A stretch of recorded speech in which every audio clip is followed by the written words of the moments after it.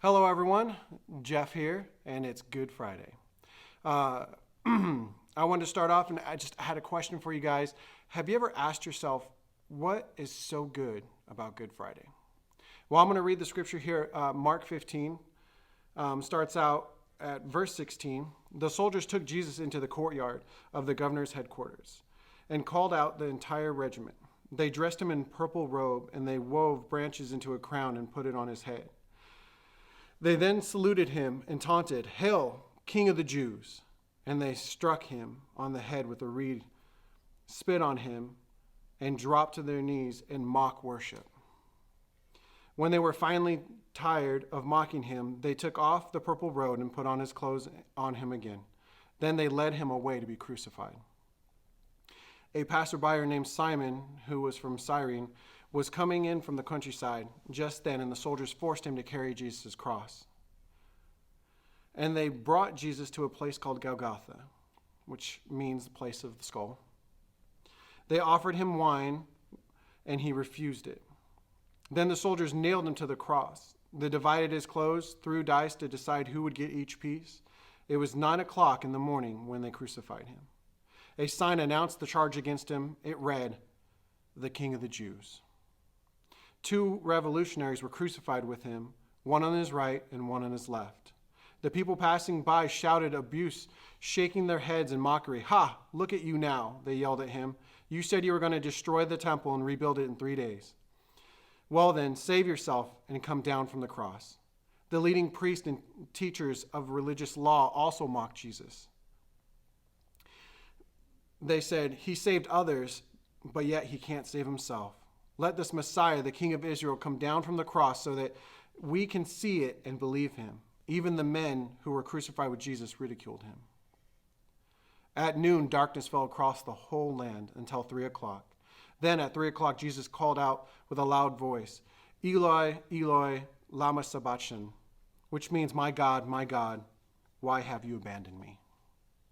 Some of the bystanders misunderstood and thought he was calling for the prophet Elijah. One of them ran and filled a sponge with sour wine, holding it up to him with a reed and to see if he would drink it. "Wait," he said, "let's see whether Elijah comes down to take him." Then Jesus uttered another loud cry and breathed his last breath. And then the curtain in the sanctuary of the temple was torn in two from top to bottom. When the Roman officer who stood facing him saw how he had died, he exclaimed, "This man truly was the Son of God." Some women were there watching from a distance, including Mary Magdalene, Mary the mother of Jesus, and Salome. They had been followers of Jesus and had cared for him while he was in Galilee. Many others were there and come from Jerusalem were also there. I tell you this whole story and to talk about Good Friday, and I ask the question, I'll say it again. Have you ever asked yourself what's so good about Good Friday? When you hear that story, does that just resonate goodness with you? When we read through Mark 15, not knowing what comes next, it looks like a really sad story. I mean, if we went to see a superhero movie where your favorite character gets betrayed, mocked, murdered, and then buried in someone else's grave, that doesn't exactly seem like what most of us would consider a good day. Yet you have that very day labeled as such. We call that day Good Friday. I'm sure the disciples didn't think it as they watched their teacher, hero, friend, go through all this and end up in a tomb. All those dreams of sitting at the right hand of Jesus as he rules, healing the sick, and learning about God's kingdom on earth, gone. Alone, separated from each other and their leader. This went from a bad day to a really bad day. Unless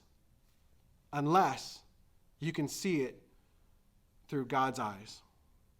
If we can see through the sorrow, through the pain and the hurt, it can be different.